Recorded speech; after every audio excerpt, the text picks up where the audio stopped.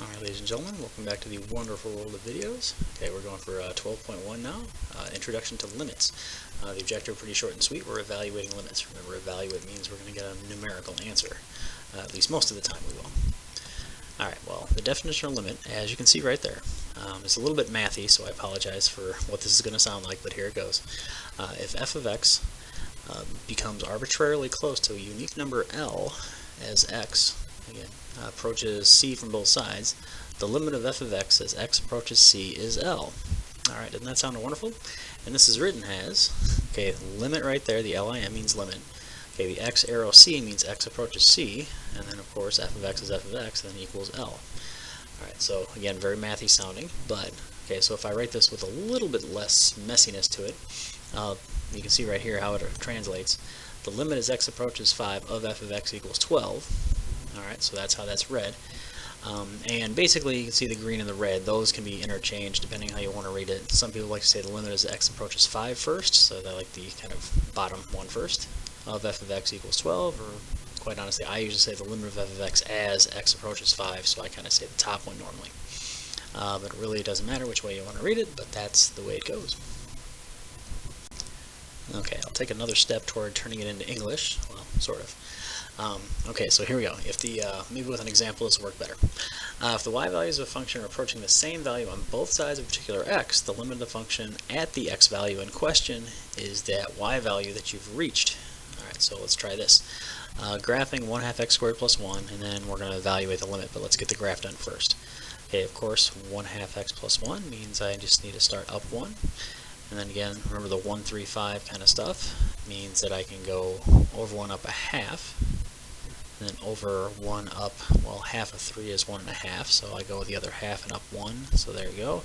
And if I wanted to, I could go over 1 and up 2 1/2, so I'd be kind of at the very top edge of my graph here. Of course, since it's a parabola, it's nice and symmetrical, so I can give a bunch of dots going the same way, going the other way. But realistically, what I care about here is going to be the x value of 2. But I'll get my whole graph here. Alright, change color so it's dramatic. Alright, so I would not want to evaluate the limit of f of x as x approaches 2. Okay, so again, basically what I'm worried about is the x value of 2. So there's my x value of 2. And again, basically now I'm looking up here at the function. Alright, now from the left side, my function seems to be approaching the y value of 3.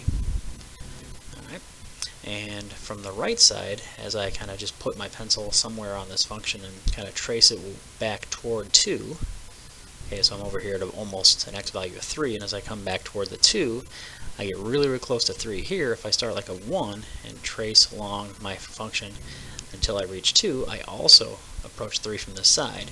So basically, what we can say here is the limit of our function, which again is the 1/2 x squared plus 1, as x approaches 2 is going to be equal to 3, because that's the y value we come to from both sides.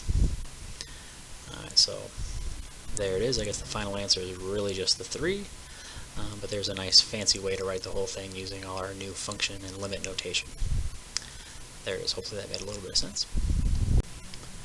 Alright, let's take a look at a graphical one where we're actually given the graph.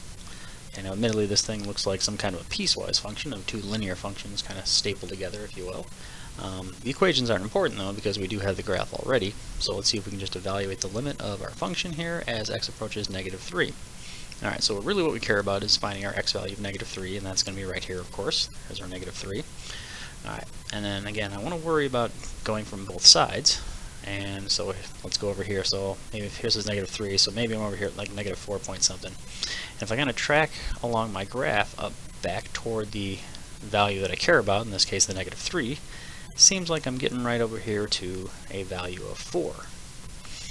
Alright, now that's from the left. If I come from the right side as well and start over here like -1 or something like that, and trace my graph back to the x value in question, from the other side I'm also going right to the value of 4. And so, pretty simply, what that allows us to do is say, hey, the limit as x approaches -3, the limit is then basically just the y value, where that happens, and in this case that y value is 4. Alright, moving along. Alright, so you might be thinking this is really, really simple. You're just basically reading coordinates of a graph. Well, to a degree that's been true so far, but there are some ways we could throw a monkey wrench into things, and here's one of them. Alright, so evaluating this piecewise function as the limit approaches 1. Alright, so again, what I'm worried about is my x value of 1, so I'm kind of looking right here. Alright, well, again, if I'm on the left side of this thing, like I started 0 or negative 0.5 or something like that, and I trace down, it looks like I'm heading towards negative 2 as far as a y value. Okay, but if I'm coming from the right side, again, I'm over here like negative 2.5 or something like that, as I trace back to the value that I care about, looks like I'm getting pretty darn close to 3. Now granted, it's an open dot, so I'm not exactly making it to 3. I'm like at 3.0001, you know, that kind of deal. Okay, but since I'm not approaching the value, or the same value from both sides, okay, this one, the limit, does not exist. Alright, and hopefully there's something going on in your head, and I wouldn't have any idea what that might be or anything like that, but, you know, there it is. So it's not just as easy as reading coordinates. It's possible that the limit plain old does not exist. Alrighty, so let's start using our calculators a little bit, see if they can help us out and see if we can interpret what they're giving us. Alright, so for instance, okay, we want to use the graphing function of our calculator to graph each function here. We're going to do a few examples like this and determine if the limit exists. Alrighty, so we're going to evaluate the limit of f of x for, well, as x approaches 5 for this function right here. So of course we type this in our calculator and graph it, and we get something that looks like a line. Hopefully that's not too mysterious if you remember our rational functions. Alright, because if you think about this thing, if I graphed this, or actually better yet, if I factored this, alright, this would factor in x plus 1 and x minus 5, and then the x minus 5 down here would actually cancel, so this is really the graph of x plus 1, but if you remember, since we have a common factor, and actually let me write these things out so I'm not totally talking to thin air here. So again, x plus 1, x minus 5 is what this guy would look like in factored form. X minus 5 on the bottom would cancel each other out, but realistically what that does is it gives us a hole at x equals 5 in our graph, although the graph looks just like the graph of y equals x plus 1, as you can see. Okay, so it's one of those things that if I try to evaluate for x equals 5 and I just simply, you know, go to the table in the graph or something like that and go to 5, you know, it looks like you go up here and get some kind of value, but there's really a hole there that, remember, our calculators won't show. So if I try to evaluate this at x equals 5, the calculator's plainly going to yell at me, say, hey, what are you talking about? Alright, so basically we have to work our way around it, and okay, a couple different ways is we could evaluate this thing at, you know, do x equals something really, really close to 5, like 4.99999, you know, just type in a few nines, okay, and it'll give you something really, really, really close to 6. Alright, so with the 4.999, it'll give you something along the lines of 5.99999. Okay, at the other side, we can plug in something a little bit above 5, so 5 point, throw down a few zeros, and throw 1 there, and you know, what this thing should give you is something around 6.0001-ish as well.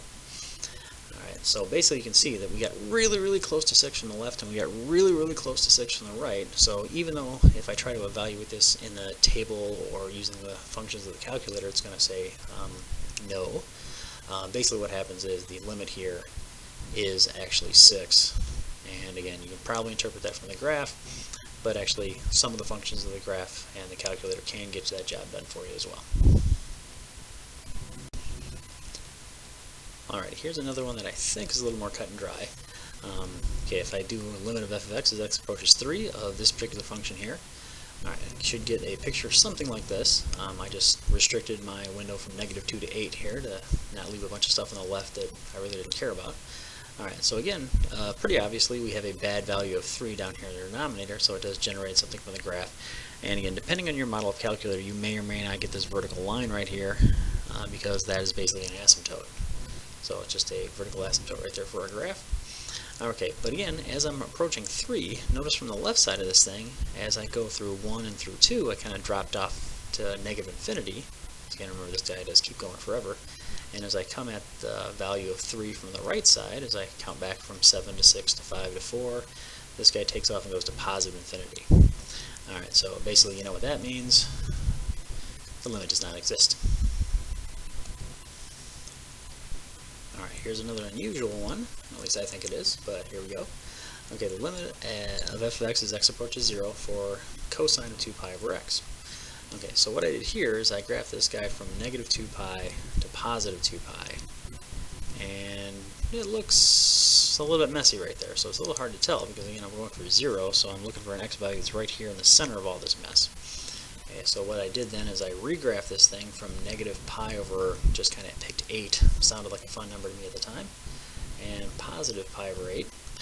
And again, notice the y just goes from 1 to negative 1, which hopefully is not a surprise since we're dealing with cosine. No matter what you plug in, go somewhere between negative 1 and positive 1. Alright, and again, as I take even this little sliver of the graph, I'm only, again, negative pi over 8 to positive pi over 8 means I'm only a total distance here of pi over 4. Okay, and you can see this thing, as I get closer and closer in toward the origin, this thing starts wildly oscillating positive versus negative. Okay, so basically what's going on here is, since I never zero in on any particular value, and if you don't believe me, feel free to pick a smaller sliver of the graph repeatedly, go over and over and over, and again, you're just going to get this big nasty mess. Basically, here's another situation where the limit does not exist. Okay, again, if you'd like to abbreviate the limit does not exist by using DNE, I'm totally okay with that, and I'm sure there's one other person who would probably be okay with it as well. Well, we spent most of our time talking about graphing, but let's go on and not use some graphing here and see if we can kind of take an easier route. Depending on the situation, sometimes a graph is the easiest way to go, but not always. So here we go. If I'm going to evaluate the limit of f of x as x approaches negative 4 for this function right here, again, right off the bat, that's a parabola. So of course we can go ahead and graph that guy without too much effort. But realistically, since I know it's a parabola, I know it's this completely continuous curve and there's no breaks or anything crazy like that, and there are holes in the graph. So really the easiest thing to do in a situation like this, where I have a very recognizable sort of function that I know doesn't have any craziness to it, all I got to do is plug it in. So basically, we're just going to plug in the x equals whatever value we're talking about, in this case negative 4, into our function. So we're just doing f of negative 4. Because again, I know it's going to be coming the same value on both sides because I have a parabola and it's a nice, easy, simple curve sort of thing to deal with. So we simply plug in our negative 4, crunch the numbers. That's going to be a 16, that's going to be a 36, that's going to be a 5. And I'm pretty sure that 52 plus 5 is about 57. Alright, so basically there our limit is 57 without going through the trouble of a graph, because quite honestly in this case we had something that was easy enough to work with. Alright, well from there's the assignment. Any questions, please do ask. I'll see you in class.